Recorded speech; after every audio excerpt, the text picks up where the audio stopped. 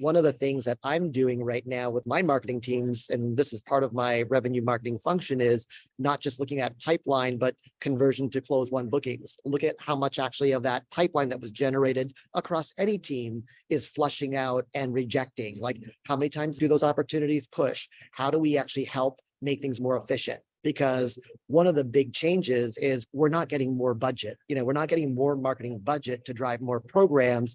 It's how do you make that a lot more efficient? And so part of that process is understanding where is the bleed? Why is that happening? How do we actually take those learnings when deals aren't happening or not moving, and then look at how do we improve that up funnel so that we're actually more targeted, more efficient, more on point?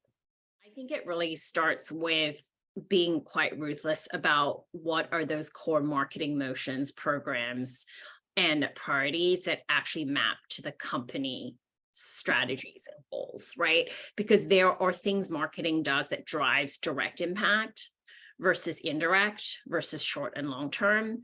And so being able to do that assessment and to what extent that's changed, I think is kind of like how I think about prioritization to start. What is the sales motion versus the marketing motion? Because oftentimes I think there's some confusion in terms of like how these motions work together. Is it sequential? Is one dependent on the other? Because that drives not just the investment allocation, but the set of KPIs that you're going to set.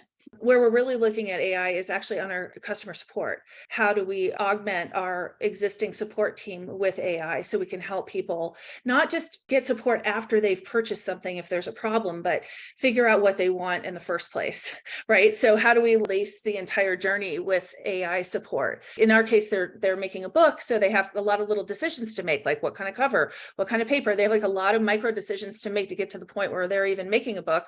And so how do we leverage AI and leverage all the insight and data that we have in order to train the AI so they can really help guide somebody through the whole process? That's where I see it adding tremendous value to our business and our customers. I over communicate to such a wild extent. And I think that providing that context to both the executives as well as to my team really creates an environment where they trust me and they have conviction and confidence in where they're going, right? So you have to give people a map and you have to give people the ultimate destination.